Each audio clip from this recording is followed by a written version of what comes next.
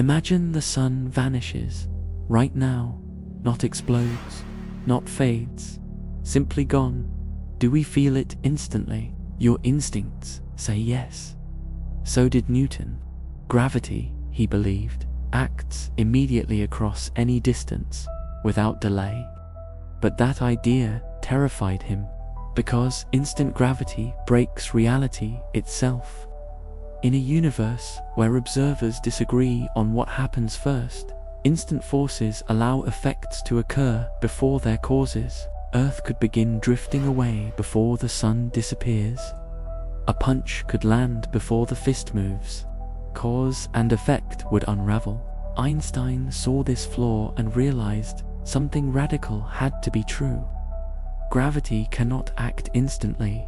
What he discovered next didn't just fix Newton's mistake. It rewrote space, it rewrote time, and it imposed the most fundamental rule the universe obeys. Nothing is allowed to outrun cause and effect, or so we thought. Let's begin. Part 1. Einstein's first challenge to quantum mechanics and the locality problem. Newton's instant action paradox. Picture this. The sun vanishes. Right now, gone. How long before Earth notices and spins off into the freezing darkness of space? Your gut says instantly, right. Newton's theory of gravity said the same thing. Gravity, according to Newton, acts across any distance in zero time. No delay, no speed limit, just immediate, universal pull. But here's the thing that kept Newton awake at night. He hated his own theory. He wrote that the idea of one body acting on another across empty space was such a great absurdity that no thinking person could accept it. Think about that for a second. The man who gave us the laws of motion, who explained how planets orbit and apples fall, couldn't stand his greatest achievement. He knew something was wrong. He just couldn't figure out what. Fast forward to 1905.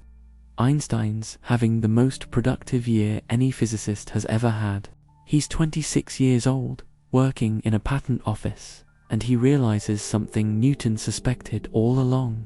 Action at a distance isn't just weird. It creates impossible contradictions that tear apart the fabric of reality itself. Here's how Einstein saw the problem. Imagine you're floating in space, watching the sun and Earth. Suddenly, the sun disappears. You see Earth fly off at exactly the same moment. Makes sense with Newton's instant gravity, right? But now picture someone else speeding past you in a rocket ship. They're moving really fast relative to you. According to Einstein's brand new theory of relativity, you two will disagree about when things happen. What you see as simultaneous, they see as sequential.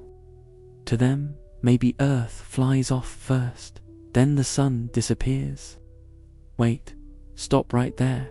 Earth flies off first, while the sun is still there, pulling on it. That's not just weird. That's impossible. It's like watching someone get punched before the fist reaches them.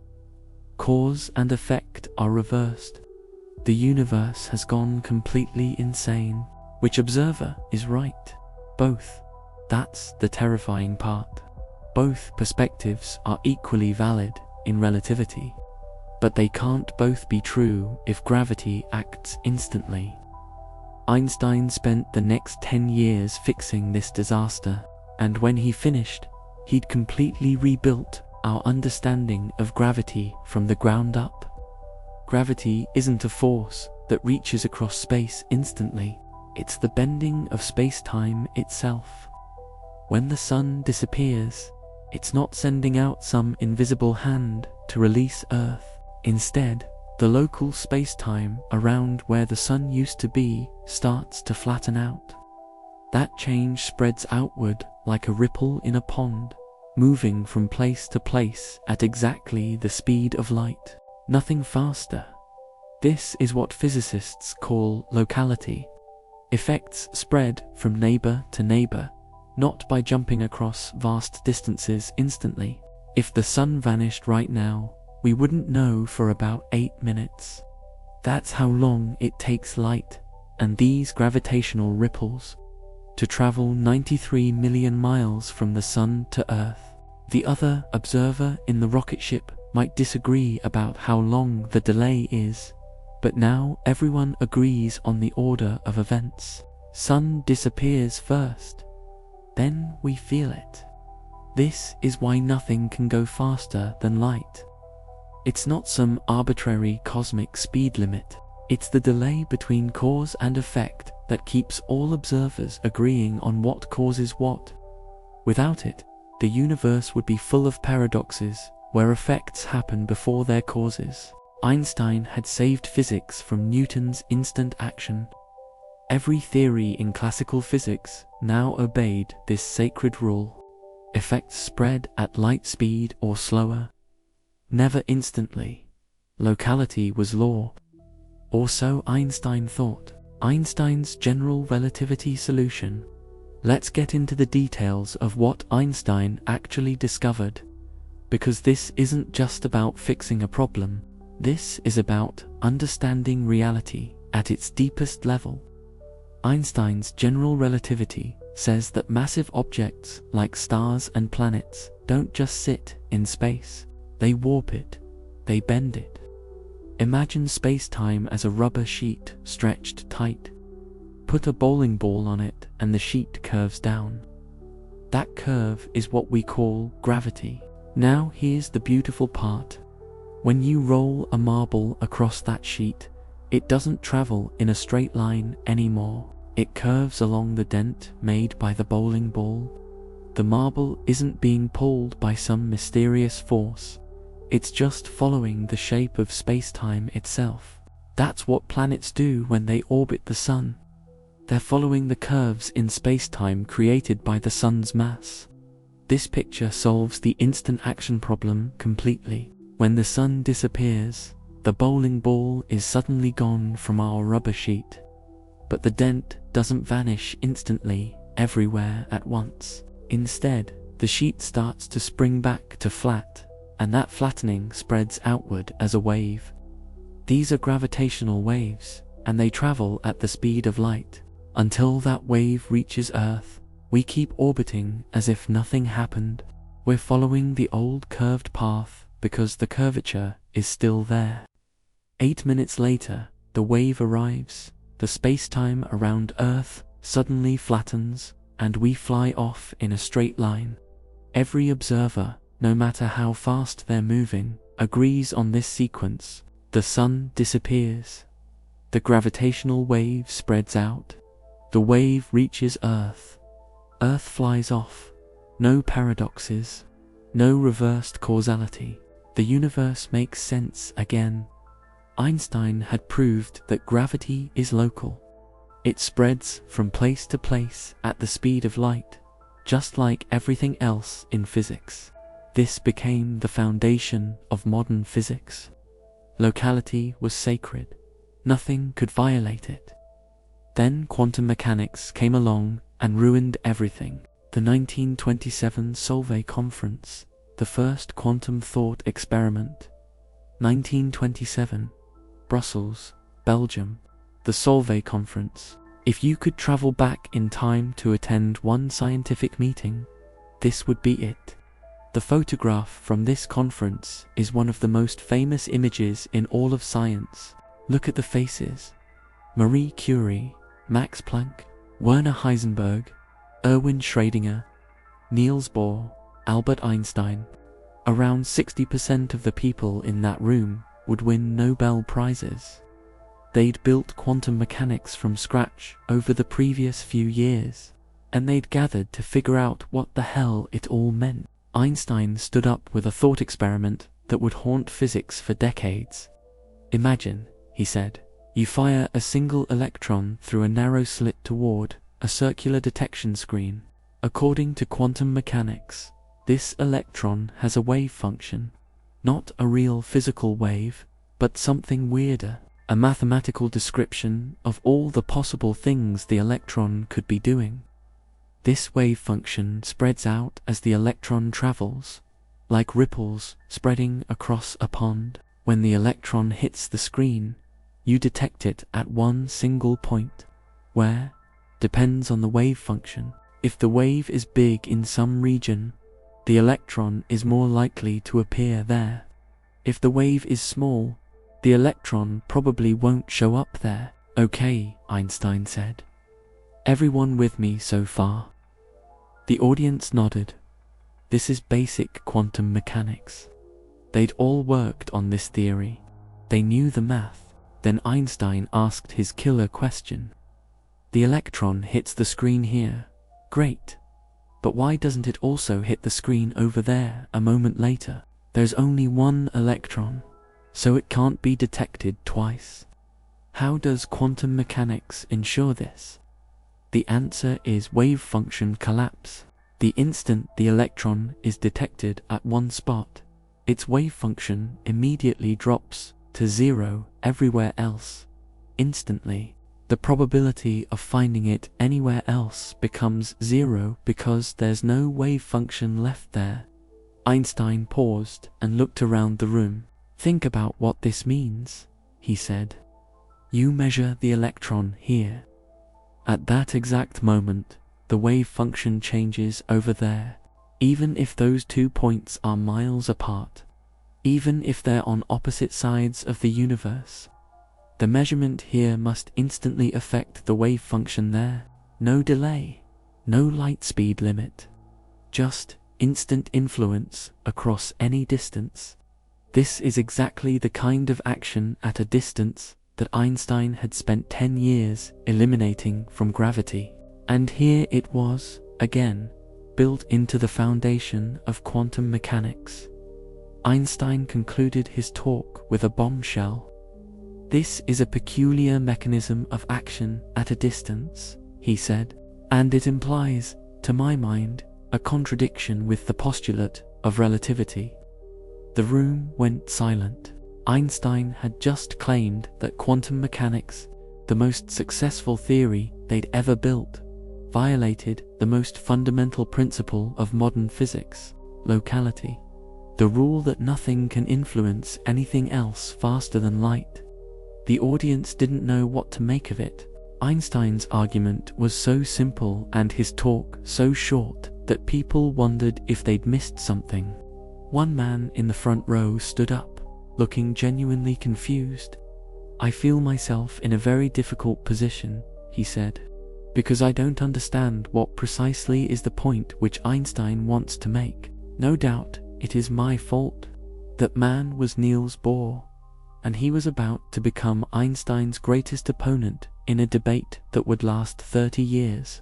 The Copenhagen interpretation and Einstein's opposition. Niels Bohr wasn't just any physicist.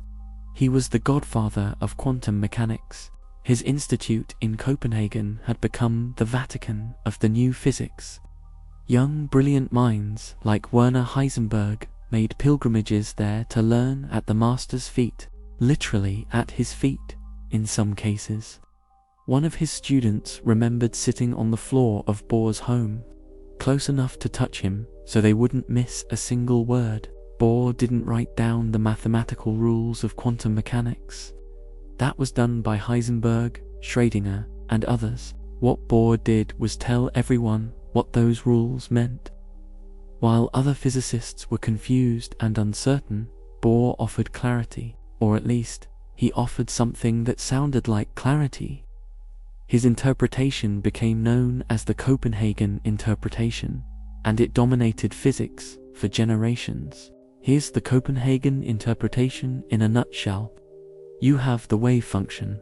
It describes everything you can possibly know about a particle or system.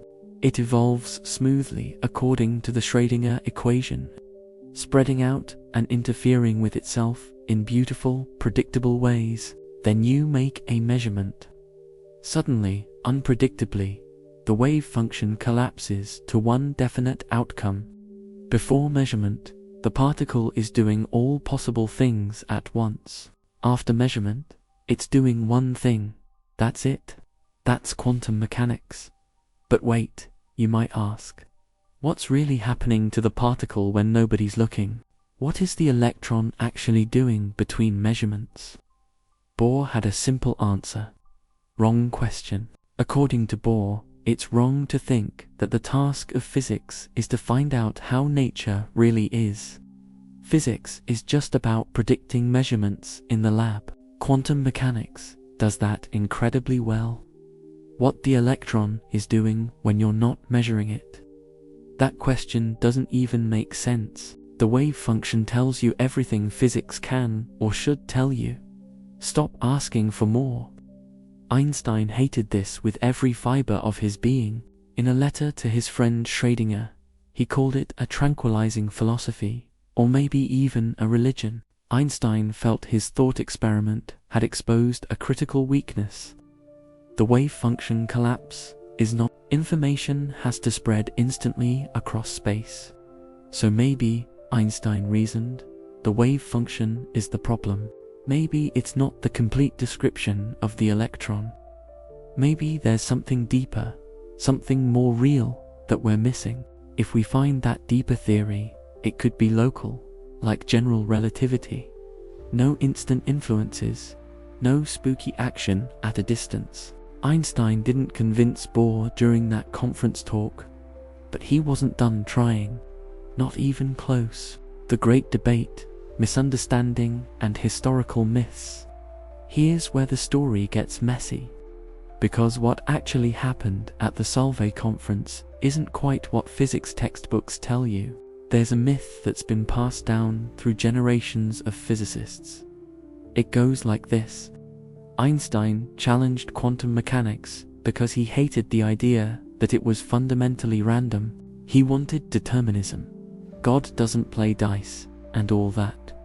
So Einstein kept proposing thought experiments, trying to get around Heisenberg's uncertainty principle. And Bohr, being the genius he was, kept shooting down every single one of Einstein's arguments.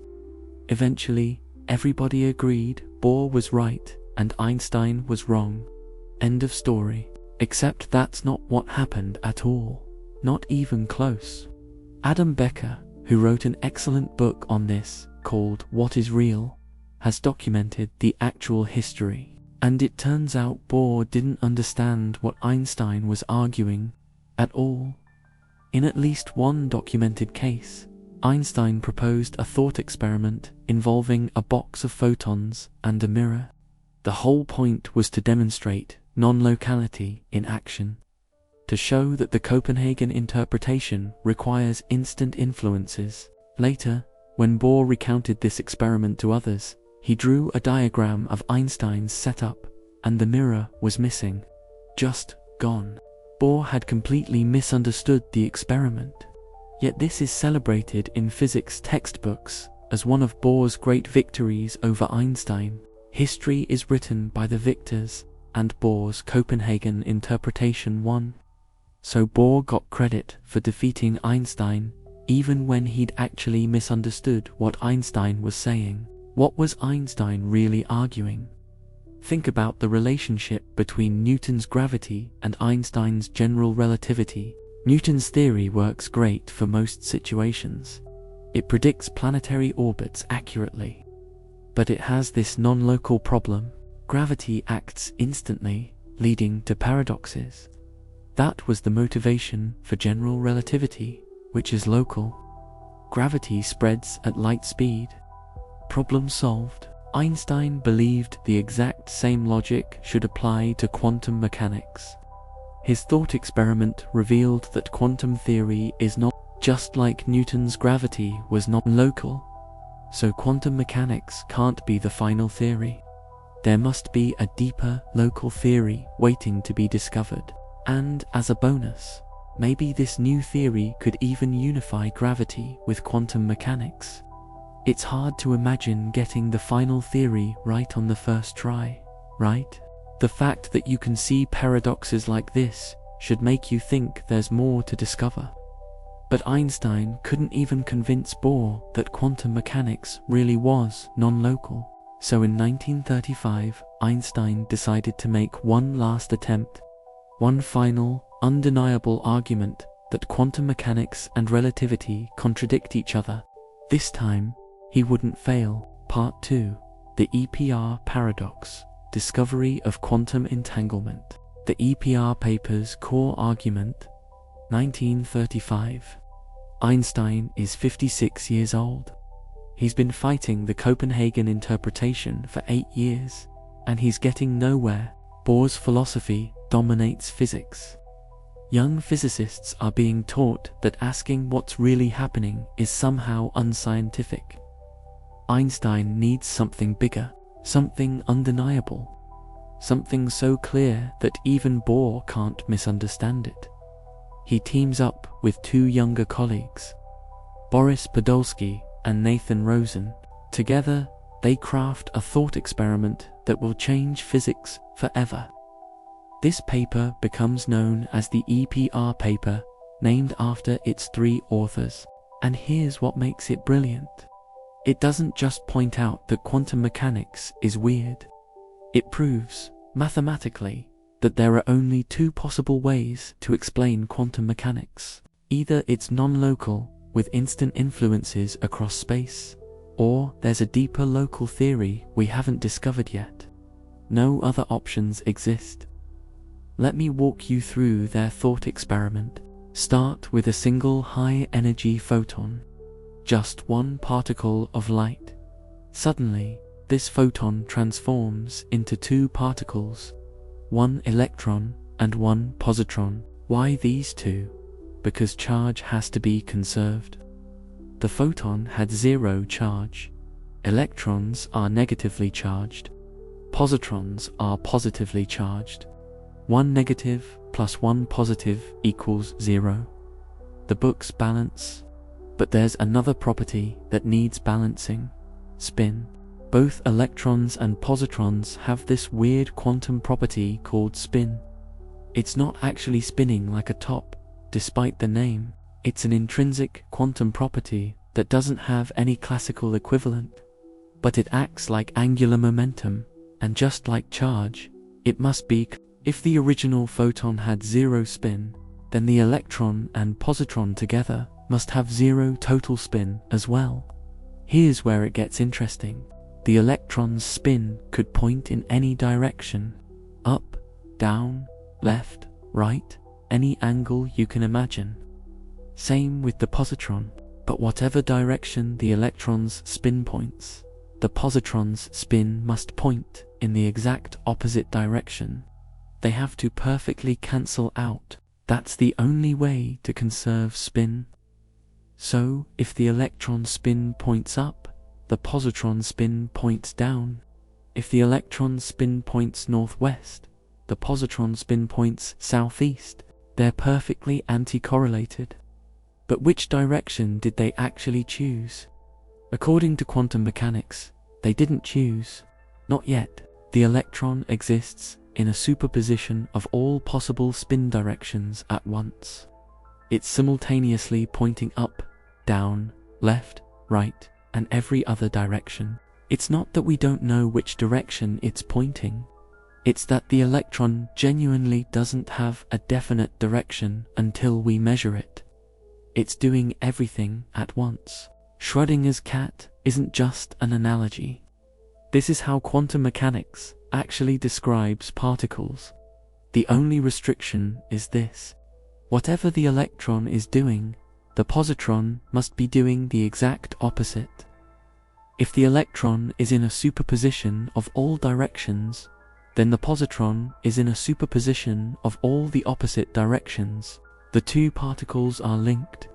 Their states depend on each other. This is what physicists call entanglement. Einstein, Podolsky, and Rosen had just discovered one of the most important concepts in quantum mechanics, though Einstein would have preferred it didn't exist: the Stern-Gerlach experiment and measurement mechanics. Now we need a way to measure these spins. We need to force the electron to stop doing everything at once and commit to one direction. For that, we use something called the Stern-Gerlach apparatus. It sounds fancy, but it's basically just a specially shaped magnet. Picture a magnet where the north and south poles aren't flat surfaces. Instead, one pole has a sharp edge, creating a very non-uniform magnetic field. When you shoot a particle with spin through this magnetic field, the field pulls on the particle. But here's the crucial part. It pulls differently depending on which way the particle's spin is pointing. If the spin points in one direction, the particle deflects upward. We call this the plus outcome. If the spin points the opposite direction, the particle deflects downward. We call this the minus outcome. The Stern-Gerlach apparatus essentially asks the particle a yes or no question. Is your spin pointing this way or that way? The orientation of the apparatus determines what question you're asking. If the magnet is oriented vertically, you're measuring spin in the vertical direction. We call this the z-axis. A particle with positive z-spin definitely goes to the plus spot. A particle with negative z-spin definitely goes to the minus spot. But what if the particle's spin is pointing sideways before it enters? Then quantum mechanics says it has a 50-50 chance of going to plus or minus. The measurement forces it to pick one. Now let's put our entangled electron into this apparatus. Remember, before measurement, it doesn't have a definite spin direction. It's in a superposition of all possibilities. When it enters the Stern-Gerlach apparatus, something has to happen. The electron deflects either up or down, plus or minus. Let's say it goes to plus. 50-50 probability, could have gone either way. But here's the magic. The instant the electron is measured as plus, we know something about the positron. We know with absolute certainty that when the positron is measured in the same direction, it will give minus, 100% guaranteed. Why? Because spin has to be conserved. If the electron has positive z-spin, the positron must have negative z-spin. They have to cancel out. The measurement of the electron instantly determines the outcome for the positron. Think about that for a second. We measured one particle. We got a random result. But that random result instantly tells us what will happen to a completely different particle, possibly millions of miles away.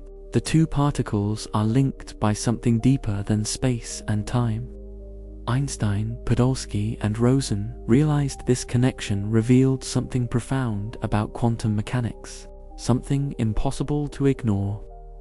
The envelope analogy. Proof of non-local interaction. Let me give you an analogy that Einstein and his colleagues used to make this absolutely clear. Imagine the electron and positron each carry an envelope with them as they fly apart. These envelopes represent their quantum states. Before measurement, both particles are in superposition. They're doing everything at once, so both envelopes contain both options, plus and minus. All possibilities are in there, waiting. Now separate the particles. Send the positron far away, really far, light years away if you want. The distance doesn't matter for this argument. The electron stays here with us. The positron goes to someone else, somewhere else, far across the universe. Both particles still carry their envelopes. Both envelopes still contain all possibilities. Now we open the electron's envelope. That's measurement. We look inside and see which spin direction the electron chose. Let's say we find plus. The electron's wave function collapses. All the other possibilities vanish. The envelope now contains only plus. But what happens to the other envelope, the one traveling with the positron light years away? It has to change instantly. It must collapse to minus. Why? Because if it doesn't, then when the person far away opens their envelope, they might see plus, and that would violate conservation of spin. You can't have both particles with plus spin. That's impossible. So the positron's envelope must instantly know what the electron's envelope revealed. It must instantly collapse to the opposite result. But how does it know? How does information get from here to there instantly? The positron is light years away. Even light would take years to carry a message that far. Yet the positron's state must change the instant we measure the electron. Otherwise, the statistics don't work out. There's no way around it. The Copenhagen interpretation requires instant influence across arbitrary distances. Information travels faster than light, not through space, but through the collapse of the wave function itself. This is what makes the EPR paper so devastating. It's not just pointing out something weird. It's proving that weirdness is unavoidable. You can't have quantum mechanics without non-locality. The math demands it. Either information travels faster than light through wave function collapse, or quantum mechanics is wrong. Those are the only options, and Einstein knew which one he believed. Now here's where Einstein made his move. He didn't just identify the problem. He offered a solution, a way to explain the experiment without any faster-than-light influences. A local alternative that makes complete sense. This is the second half of the EPR paper, and it's just as important as the first half, maybe more important. Local hidden variable theory, the sensible alternative. What if, Einstein asked, the particles don't actually choose their spins when they're measured? What if they made that choice earlier, back when they were still together, back when they were first created from that high-energy photon? Picture it this way: the electron and positron are born, and right at that moment, they secretly coordinate. They agree on a plan. The electron will be plus, the positron will be minus. They seal these decisions into their envelopes. Then they fly apart, each carrying their predetermined answer. This is completely local. No information needs to travel between them later. They're just following instructions they agreed on from the beginning. When we measure the electron and find plus, we're not changing anything about the positron. We're just discovering what was already decided. The positron was always going to be minus. It knew from the start. No instant communication required.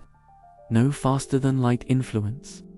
Just particles following a predetermined plan. Einstein called these predetermined values hidden variables. Hidden because we can't see them before measurement. Variables because they vary randomly from one particle pair to another. Sometimes the electron is plus and the positron is minus. Sometimes it's the other way around, but the key point is this: the values are assigned locally, while the particles are still together, before they separate.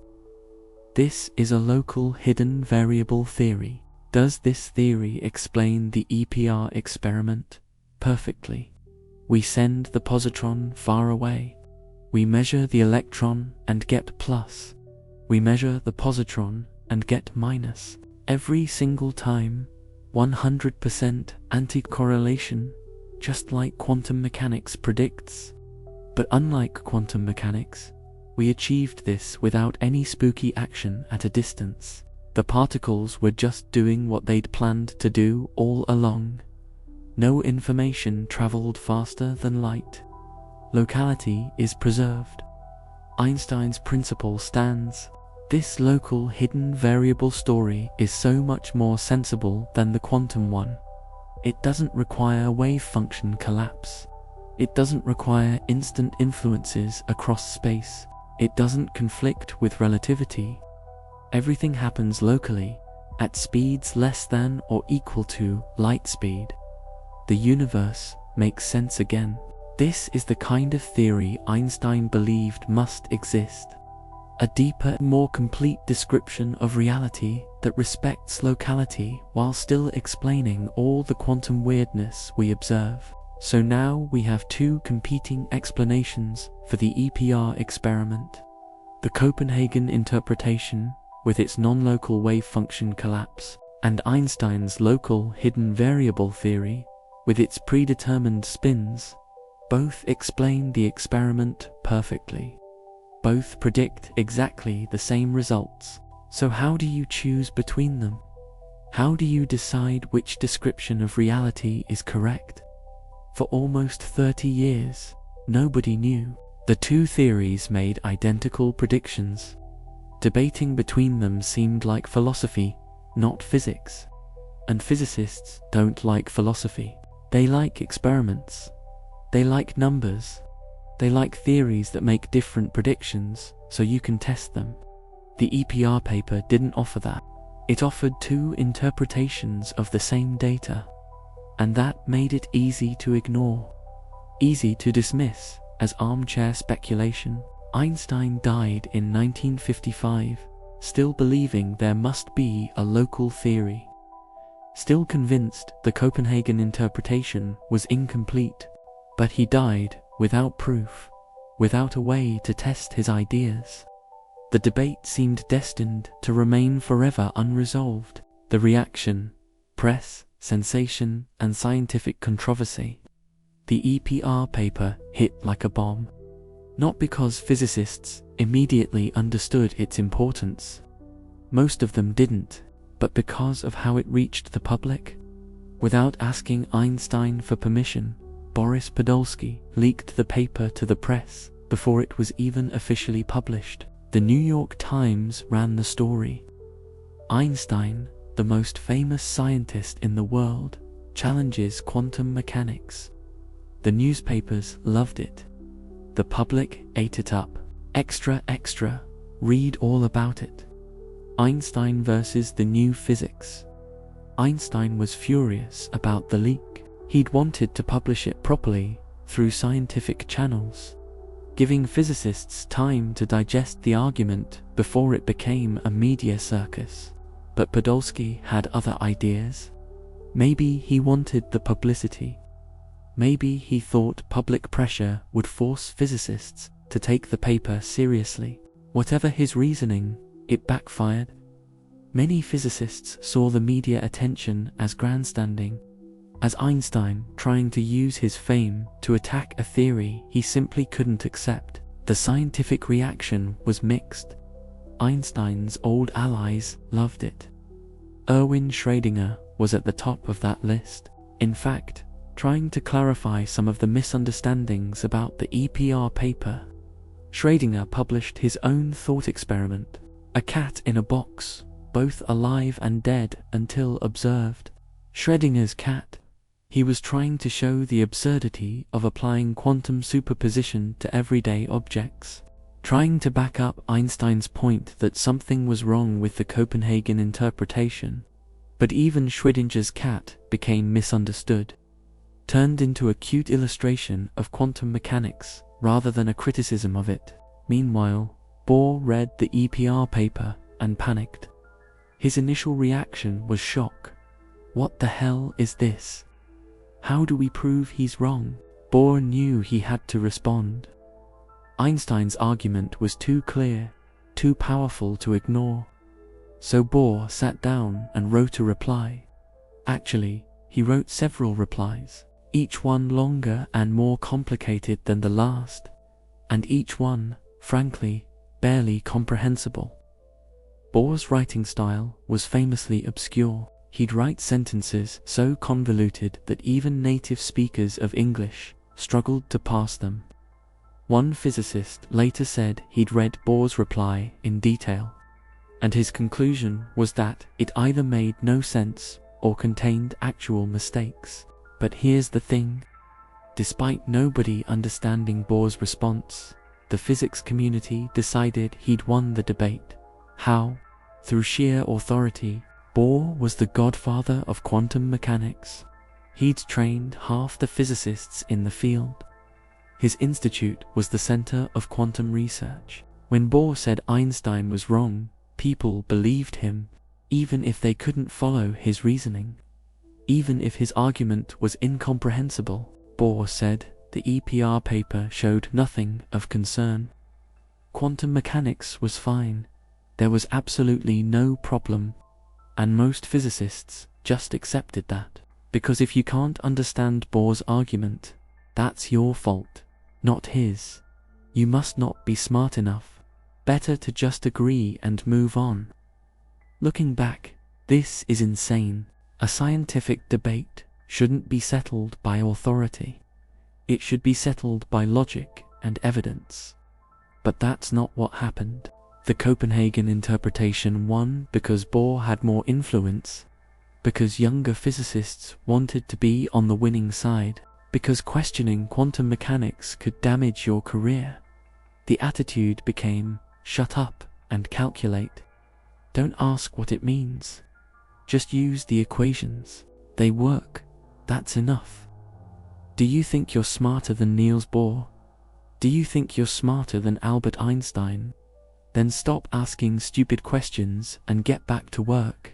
2 decades later, Einstein died, still questioning, still unsatisfied. But the majority of physics had moved on without him. Bohr, however, never forgot about the EPR paper. 7 years after Einstein's death, in 1962, Bohr gave an interview about Einstein, and he was still bitter, still defensive. He said it was terrible that Einstein fell into that trap, working with Podolsky. Rosen is worse, from my point of view. Rosen even today believes the EPR thought experiment shows something important. Podolsky has given it up, as far as I know. The whole idea is absolutely nothing. When you really get into it, there's no problem at all. You may think I'm saying this too strongly, but it's true. There's absolutely no problem. The next day, Bohr took a nap after lunch. He never woke up. And so, after many decades, the Einstein-Bohr debate was over. At least, that's what everyone thought. Bohr's authority had crushed Einstein's objections.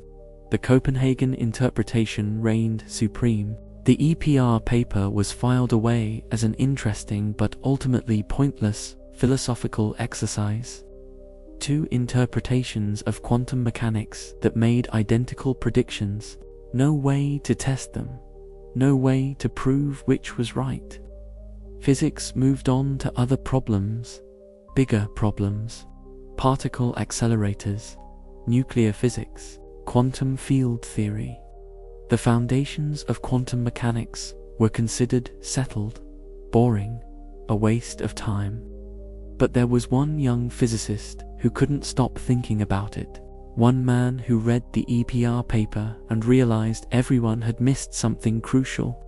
Something that could turn philosophy into physics. Something that could finally settle the debate Einstein had started 30 years earlier. His name was John Bell, and he was about to change everything. Part 3. John Bell's revolutionary theorem. Bell's early doubts about quantum mechanics. John Bell was nobody special. Not at first, anyway. He was just an undergraduate student in Northern Ireland, right after World War II. The world was rebuilding. Physics was entering a new golden age, and like every physics student of his generation, Bell was taught the Copenhagen interpretation as gospel truth. This is quantum mechanics. This is how the universe works. Learn it, accept it, move on. But Bell couldn't move on. By his own recollection, his doubts showed up the minute he learned quantum mechanics. In his very first quantum mechanics class, he was getting upset with his instructors, asking questions they couldn't answer. "You're being too vague," he'd say. "What the hell do you mean by measurement? When does the wave function collapse? What counts as an observation?"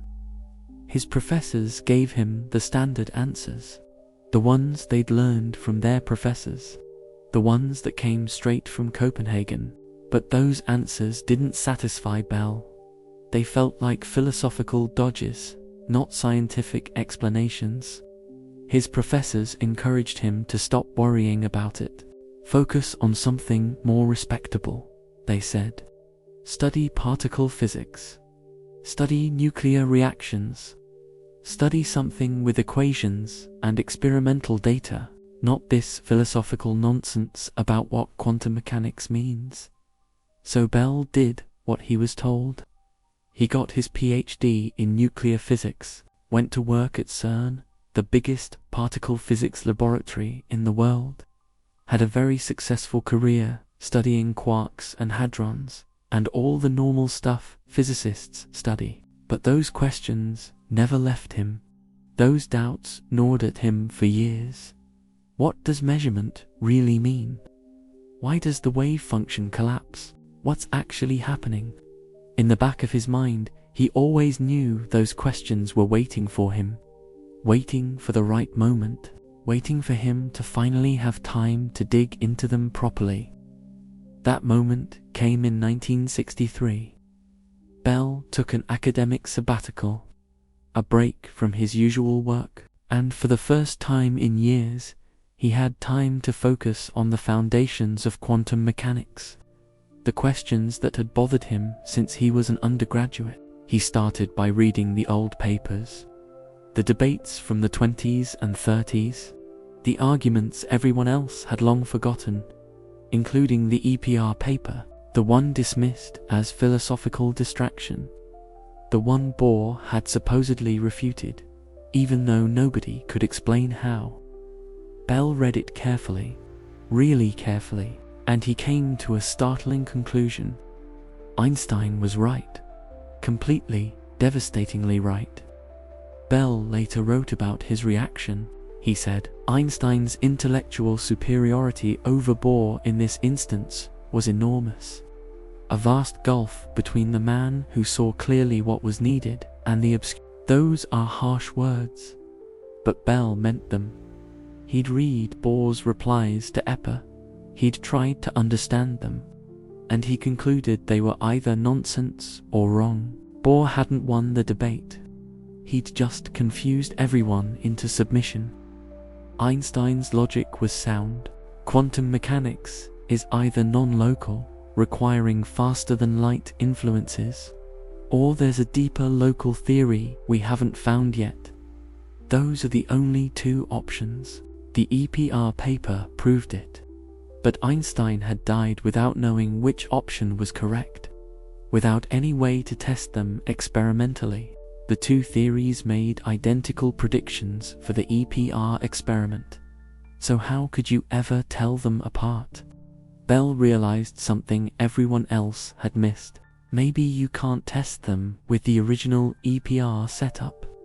But what if you modified the experiment? What if you twisted it, changed it just slightly? Maybe then the two theories would give different predictions. Maybe then you could actually do an experiment to find out which interpretation of quantum mechanics is true. Not philosophy, not interpretation. Real physics. Real testability.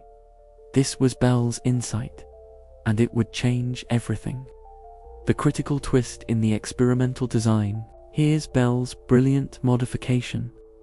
Take the EPR experiment with entangled particles, the electron and positron flying apart, but now, instead of always measuring them in the same direction, give the experimenters a choice. They can orient their Stern-Gerlach apparatus in different directions. Think of it like this. The apparatus can point at 0 degrees, or 120 degrees, or 240 degrees. 3 choices, evenly spaced around a circle. The two experimenters are far apart. They can't communicate. Each one independently chooses which direction to measure. Maybe the person measuring the electron chooses 0 degrees. Maybe the person measuring the positron chooses 120 degrees. They pick randomly, separately, without coordinating. Sometimes they happen to pick the same direction. Sometimes they pick different directions.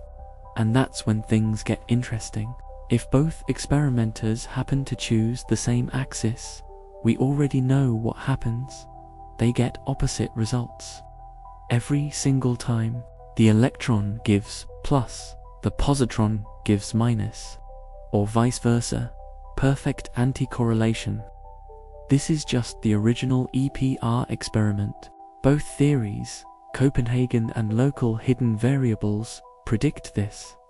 No difference there. But what if the experimenters choose different axes? Now we're in new territory. What happens when the electron is measured at 0 degrees and the positron is measured at 120 degrees? What's the probability they give different results? This is what Bell called the disagreement rate.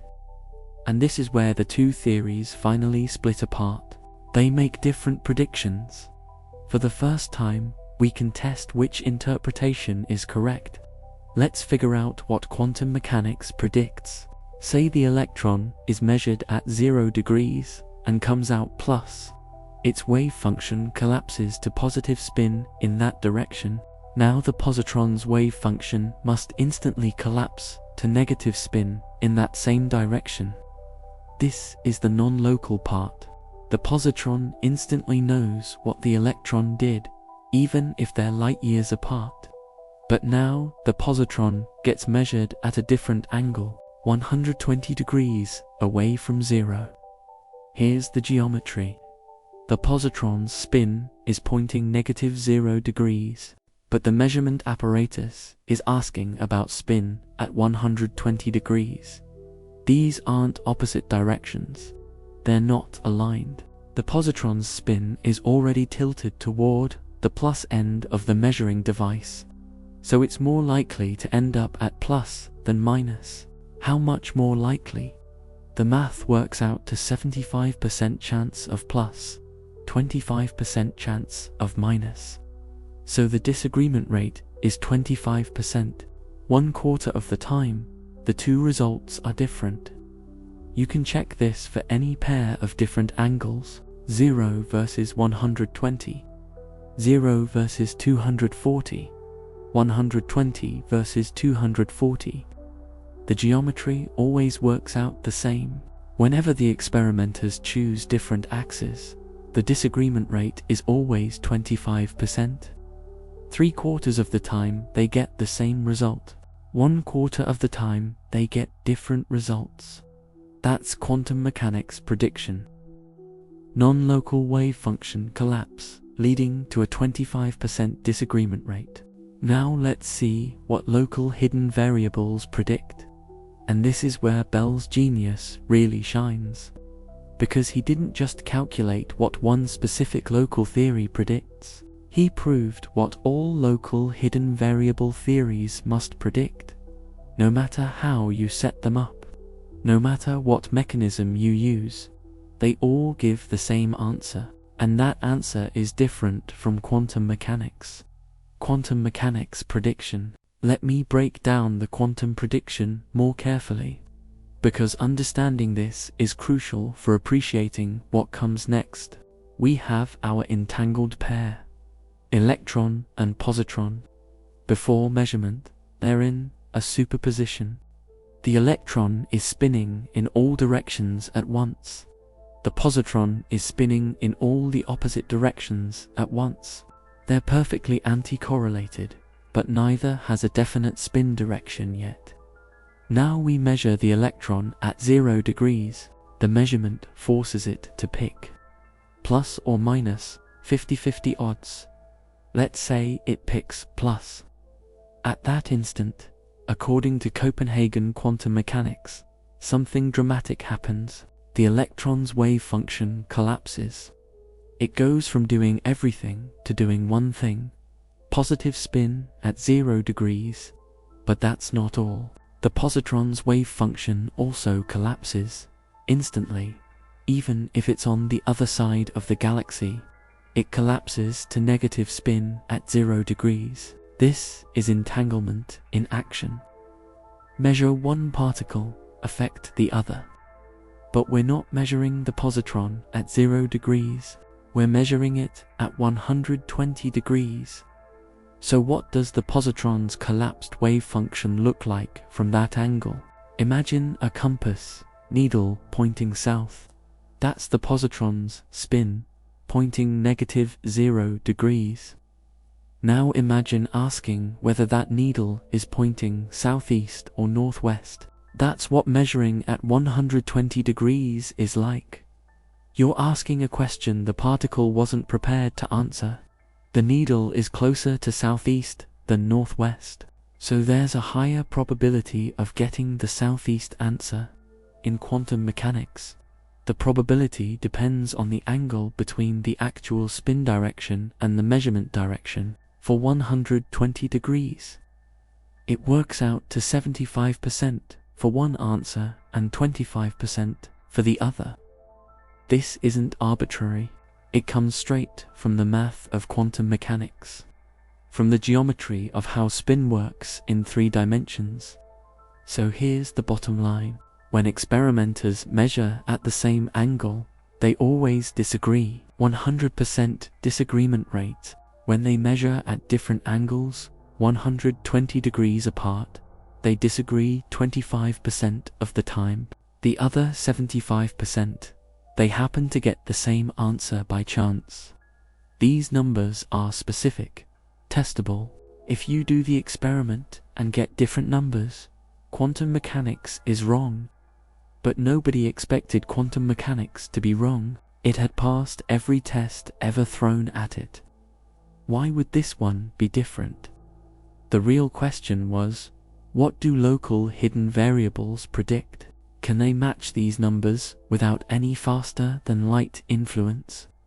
Can the particles coordinate their answers using only information they carried with them from the start? That's what Bell set out to prove. And his answer shocked everyone. Local hidden variables prediction. Now we need to think like a pair of scheming particles. Imagine you're the electron and your partner is the positron. You're on a mission. You need to convince the experimenters that you're following quantum mechanics, but you're actually using a local hidden variable theory. No communication after you separate. No faster than light anything. Just information you agreed on at the beginning, sealed in your envelopes, carried with you as you fly apart. Each of you is going to be asked one of 3 questions. 0 degrees, 120 degrees, or 240 degrees. You need to decide, right now, while you're still together, how you'll answer each question. Once you separate, you can't change your strategy. You can't communicate. You're on your own. So what's your plan? How do you coordinate to match quantum mechanics predictions? Remember what you're trying to achieve. If you're both asked the same question, you need to give opposite answers. Every time, 100%. That's easy enough. Just agree that whatever the electron says, the positron says the opposite. But you also need to handle the case where you're asked different questions, and quantum mechanics says that when you're asked different questions, you should disagree only 25% of the time. Can you do that using only local information? Using only the variables you packed into your envelopes before separating? Let's try the simplest strategy first. The electron answers the same way for all 3 questions. Let's say minus, minus, minus. The positron does the opposite. Plus, plus, plus. Now separate and get measured. If you're asked the same question, you give opposite answers. Perfect. 100% disagreement. But what if you're asked different questions? The electron is asked 0 degrees, answers minus. The positron is asked 120 degrees, answers plus. Different answers. They disagree. In fact, no matter which different questions you're asked, you always disagree. 100% disagreement rate for different questions, but quantum mechanics says it should only be 25%. So this strategy fails miserably. It doesn't remotely match the quantum prediction. Okay, so that won't work. What else can you try? What if you don't answer the same way for all 3 questions? What if you vary your answers? Here's the only other type of strategy available. The electron picks 2 questions to answer the same way, and 1 question to answer differently. For example, 0 degrees gets minus, 120 degrees gets minus, but 240 degrees gets plus. The positron does the opposite. 0 degrees plus, 120 degrees plus, 240 degrees minus. There are several variations of this strategy, depending on which question you single out to be different, but they all give the same disagreement rate. So let's calculate what that rate is. Imagine the electron gets asked the 120-degree question. Happens 1/3 of the time. The electron answers minus. Now what about the positron? It gets asked one of the other 2 questions, 0 degrees or 240 degrees. If it gets asked 0 degrees, it answers plus. The 2 particles gave different answers. Disagreement. If it gets asked 240 degrees, it also answers plus. Different answers again. Disagreement.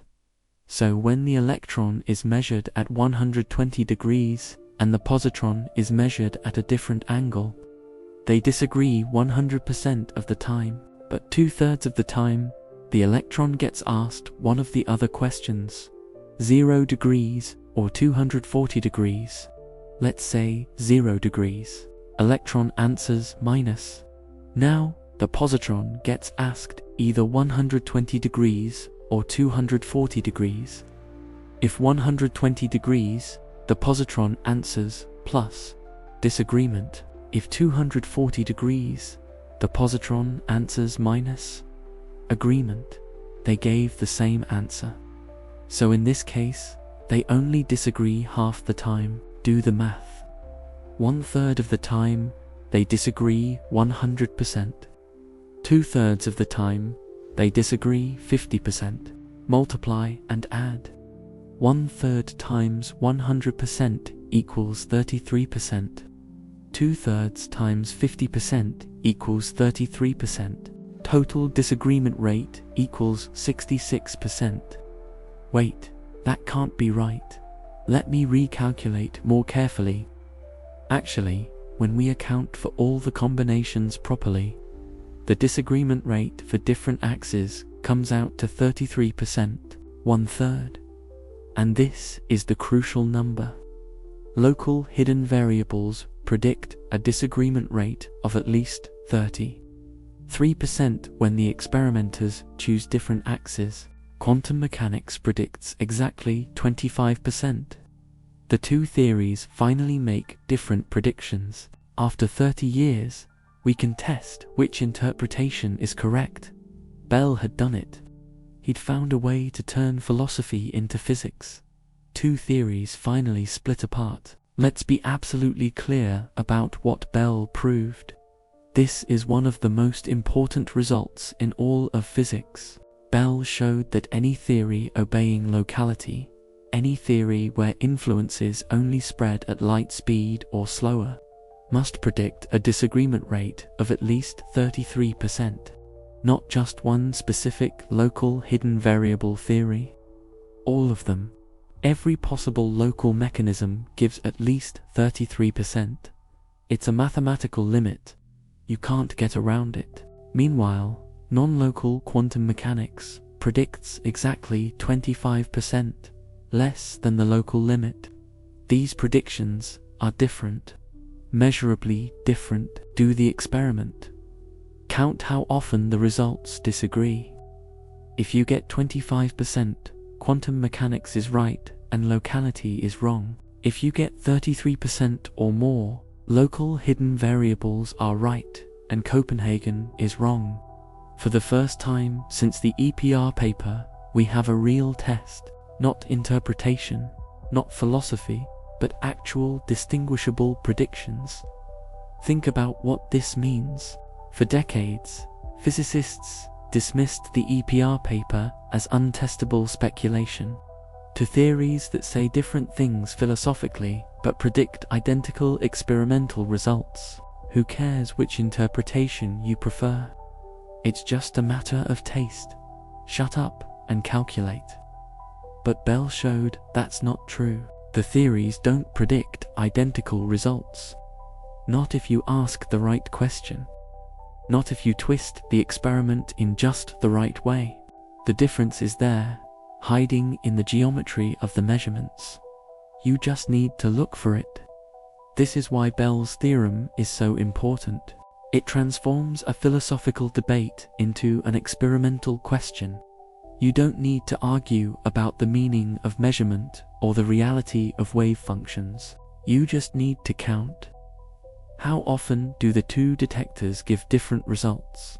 That's a number, a percentage, something you can measure, and that number tells you whether the universe is local or non-local, whether Einstein's vision of reality is possible, or whether we're forced to accept faster than light influences.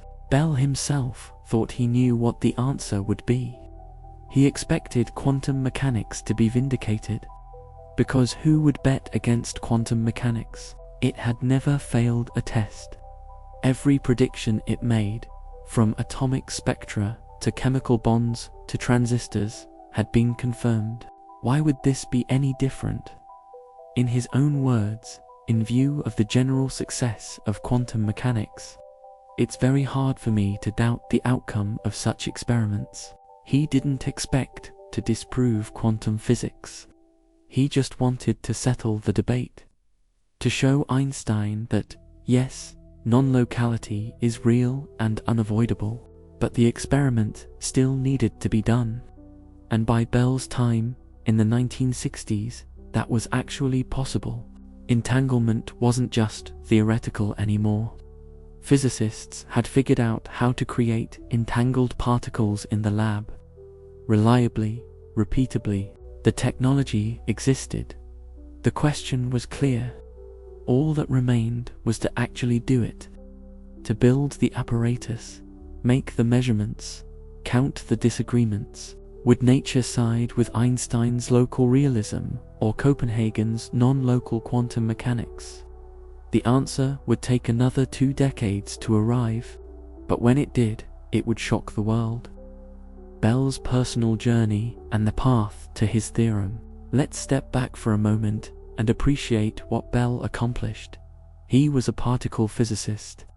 That was his day job. He studied quarks and nuclear forces and high-energy collisions. The kind of physics that wins Nobel Prizes and makes headlines. The foundations of quantum mechanics. That was considered a dead end, a waste of time. Something philosophers worried about, not serious physicists. But Bell never stopped caring, never stopped thinking about those questions his professors told him to ignore. And when he finally got his chance, during that sabbatical in 1963, he dove in completely. He read everything, the old debates, the forgotten papers. He taught himself the history of quantum mechanics, not just the math. He wanted to understand what Einstein and Bohr were really arguing about, not the simplified textbook version, but the actual positions they held. And he discovered something remarkable. Everyone had gotten it wrong. The textbooks said Einstein opposed quantum mechanics because he couldn't accept randomness. God doesn't play dice. But that wasn't Einstein's real objection. Einstein's problem was locality. He'd spent 10 years making physics local with general relativity. He'd eliminated action at a distance from gravity. And then quantum mechanics brought it back. That's what bothered him. Not the dice. The instant influences. Bell also discovered that Bohr's victory was a myth. Bohr hadn't actually refuted Einstein. He'd just been more influential, more politically powerful in the physics community. When you read Bohr's responses carefully, they don't make sense. They're vague, confusing, sometimes just wrong. But nobody wanted to admit that. So they pretended Bohr had won and moved on. Bell saw through this. He recognized that Einstein had been right to be concerned, that the locality issue was real and important. Armed with this understanding, Bell set out to do what Einstein couldn't: find a way to test locality experimentally. The EPR paper had identified the problem but couldn't solve it. Both theories explained the EPR experiment equally well. Bell needed something more, a variation on the experiment where the predictions differed. And after months of work, he found it: the three-angle setup, the disagreement rate, the mathematical proof that locality imposes limits quantum mechanics violates. He published his result in 1964, a paper titled On the Einstein-Podolsky-Rosen Paradox. It should have been front-page news, a way to finally test one of the biggest questions in physics, but hardly anyone noticed. The paper appeared in an obscure journal. Most physicists never read it. Those who did often misunderstood it. The foundations of quantum mechanics were still considered disreputable, not worth serious attention. Bell had solved a problem most physicists didn't think needed solving. But Bell didn't give up. He kept working on the foundations of quantum mechanics, kept writing papers, kept giving talks, kept trying to convince people this mattered. And slowly, very slowly, attitudes started to change. Younger physicists read his work and got interested. Technology improved, making the experiments more feasible. And eventually, someone decided to actually test Bell's theorem, to see if nature really violates locality, to find out once and for all whether Einstein or Bohr was right. That someone was a French physicist named Alain Aspect, and what he discovered would change physics forever. Part 4: Experimental Verification and Bell's Theorem's True Meaning. Alain Aspect's Historic Experiment, 1982. Institut d'Optique in Paris, France. A young physicist named Alain Aspect is about to settle a debate that's raged for 50 years. He's built an apparatus that can actually test Bell's theorem, not as a thought experiment, as a real, physical test with actual particles and actual measurements. The original equipment still exists today. You can visit it, touch it, see the breadboard where Aspect mounted his optics. The setup looks deceptively simple now. Aspect used photons instead of electrons, light particles instead of matter particles. But the principle is identical. Special crystals generate pairs of entangled photons. Their polarizations are linked, just like the spins in the original EPR setup. The two photons fly off in opposite directions, each traveling down its own arm of the experiment. At the end of each arm sits a detector with a rotatable polarizer. You can set these two different angles: 0 degrees, 120 degrees, 240 degrees, just like Bell's theorem requires. Here's how you measure the disagreement rate. First, set both detectors to the same angle. Count how many pairs give different results per second. Let's say 2000. That's your baseline. Now rotate one detector to a different angle. Count again. Let's say 500 disagreements per second. Divide these numbers. 500 divided by 2000 equals 25%. That's your answer. Quantum mechanics predicted 25%. Local hidden variables predicted at least 33%.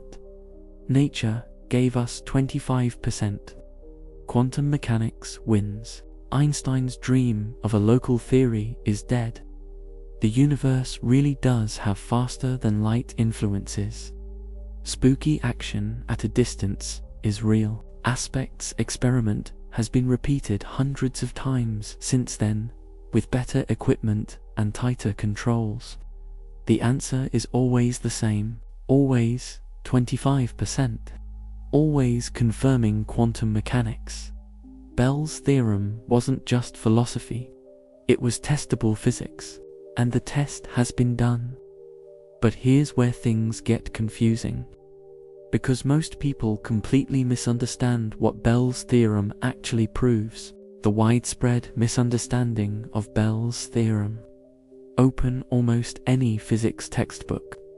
Read the section on Bell's theorem. It'll probably say, Bell's theorem rules out local hidden variables. Or maybe, Bell's theorem disproves local realism. These statements show up everywhere. Even physicists, who should know better, repeat them. But they're wrong. Subtly, but critically wrong. And John Bell himself spent years trying to correct this misunderstanding. Here's the actual logic of Bell's theorem. Step 1. Assume locality. Assume influences only spread at light speed or slower. Step 2. Use the EPR argument. If locality is true, particles must use local hidden variables to coordinate their results. Step 3. Bell's proof shows local hidden variables predict at least 33% disagreement. Step 4. Experiments give 25%. Step 5. Conclusion. The assumption of locality must be wrong. Notice what this proves. Non-locality, period. It doesn't give you a choice between locality and something else. It proves locality is false. The universe has faster than light influences. Not local realism is wrong. Not hidden variables are wrong. Locality is wrong. Bell himself was frustrated by this misunderstanding. He wrote that it's remarkable how many people make this error. The confusion comes from the term local realism, which sounds like two separate assumptions you could choose between, but they're not. In Bell's theorem, if you want locality, you need hidden variables. They're connected. Bell's theorem proves that locality doesn't work. You can't fix this by dropping something else while keeping locality. This is revolutionary. Bell didn't just show the Copenhagen interpretation is non-local. Einstein already knew that. Bell showed that any correct theory must be. You can't fix quantum mechanics by finding a better interpretation. Non-locality is baked into reality itself. What Bell's theorem really proves. Bell's theorem proves the universe is non-local. Measurements of one particle instantly affect another particle, no matter how far apart. This isn't a quirk of quantum mechanics. It's how nature works. Einstein was right to be concerned, but he was wrong to think there must be a local alternative. There isn't. Bell proved it mathematically, an aspect proved it experimentally.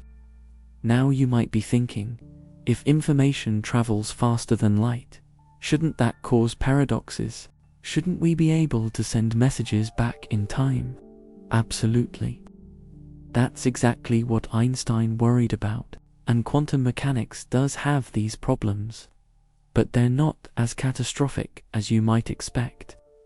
Here's why. When you measure an entangled electron, you get a random result. Plus or minus, 50-50. Completely unpredictable. Your friend measuring the entangled positron also gets a random result. The results are correlated. If you compare notes later, you'll see they're opposite, but neither of you can control your individual results. This means you can't send messages. You can't encode information.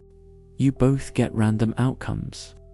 Only when you compare results using normal, slower-than-light communication do you see the correlation. This is what physicists mean when they say quantum mechanics doesn't violate the letter of relativity, only the spirit. Technically, you can't use entanglement for faster-than-light communication. So, time travel paradoxes don't arise, but there's still something deeply non-local happening. The state of one particle depends on measurements made on another particle far away. That dependence is instant. It's an uneasy truce between quantum mechanics and relativity. They coexist, but barely. Quantum mechanics obeys just enough rules to avoid outright contradictions, but it clearly violates the spirit of relativity. Einstein spent his career proving physics should be local. And quantum mechanics says no. Many physicists took Bell's theorem to mean Copenhagen was right all along. Wave function collapse is real. Non-locality is unavoidable. Just accept it. But Bell himself rejected this conclusion. He spent the rest of his life advocating for alternative interpretations that are non-local, yes, but explain what's actually happening in more detail than Copenhagen does. One interpretation Bell championed is pilot wave theory. In this interpretation, particles have definite positions at all times, no wave function collapse. But particles are guided by a non-local quantum potential that instantly connects entangled particles. This theory makes the same predictions as Copenhagen, but it tells a different story about what's really happening. Bell thought that story was more satisfying. Bell's theorem doesn't rule out pilot wave theory, because pilot wave theory is not local. It has faster-than-light influences built in. Bell proved non-locality is necessary, so pilot wave theory is allowed. Bell thought physicists should take it more seriously, should stop dismissing interpretations as mere philosophy. Bell's theorem showed these questions matter. John Bell died suddenly in 1990, heart attack, age 62. He'd been nominated for the Nobel Prize the year before. He never knew, given how important Bell's theorem turned out to be, he probably deserved it. But by the time his work achieved full recognition, it was too late. In one of his last talks, 8 months before he died, Bell said this: "I think you're stuck with I don't know any conception of locality which works with quantum mechanics." That was his final word. Non-locality is real. It's unavoidable, and we still don't fully understand how to reconcile it with relativity. So there you have it. Bell's theorem proves the universe is non-local. Faster-than-light influences exist. Einstein's vision of a local reality is impossible. This should be the end of the story. But there's one more twist. One more interpretation so bizarre that it makes non-locality look tame. An interpretation that might actually save Einstein's dream after all. What if wave functions never collapse? Part 5. The Many Worlds Interpretation. A New Hope for Locality. The radical idea of many worlds. What if everything we've been told about quantum mechanics is backwards? What if wave functions never collapse at all? This is the stunning proposal of the many worlds interpretation. And it might just save Einstein's dream of a local universe. Think back to the EPR experiment. The electron and positron are entangled. In Copenhagen quantum mechanics, they exist in superposition, both doing everything at once. Then you measure the electron and get plus. The wave function collapses. The positron instantly becomes minus. That's the non-local part. Information traveling faster than light through collapse. But many worlds says forget collapse. When you measure the electron, both outcomes happen. There's a version of you who sees plus, and a version who sees minus. You've become entangled with the particle. Your state now depends on what the particle is doing. Both versions of you exist in parallel universes, each one experiencing a different outcome. Now, here's the beautiful part. When your friend measures the positron, they don't need any faster than light signal from your electron. Why not? Because there are already two versions of the positron. One in the universe where you got plus, one in the universe where you got minus. Each positron version contains the right answer for its universe. No instant communication required. No faster than light influence. No collapse. This is radical. You're not just saying particles are in superposition. You're saying observers are in superposition. Reality itself splits into parallel branches. Every quantum measurement creates new universes. It sounds insane, but it has one massive advantage. It's local.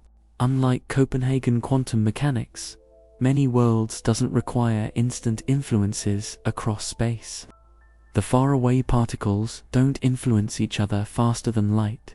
They're just following the normal laws of quantum mechanics, which evolve locally according to the Schrödinger equation. Does Bell's theorem allow this? Wait, doesn't Bell's theorem prove any correct theory must be non-local? Yes and no. Bell's proof assumed that measurements have only one outcome, but that assumption isn't true in many worlds. Every measurement has all possible outcomes. They just happen in different branches of reality. So technically, Bell's proof doesn't even apply to many worlds. The assumptions are different. In one sense, many worlds is still non-local. Entangled particles separated by vast distances still share their quantum state. But in another sense, it's local. Those particles don't influence each other faster than light. There's no collapse signal racing across space. Everything evolves according to local equations. Einstein's universal speed limit holds. This is why many worlds has become increasingly popular among physicists. It preserves locality in the way that matters most. Why many worlds matters beyond locality. Locality isn't the only reason physicists like many worlds. Copenhagen quantum mechanics has always had a problem with measurement. What counts as a measurement? When does collapse happen?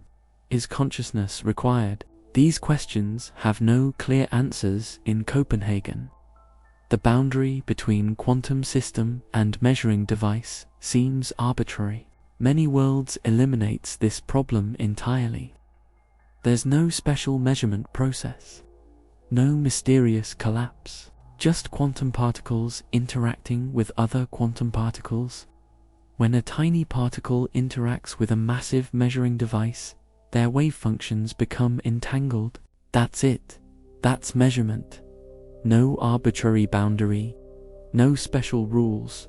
Everything follows the same quantum laws all the time. This consistency appeals to many physicists. It feels more complete than Copenhagen.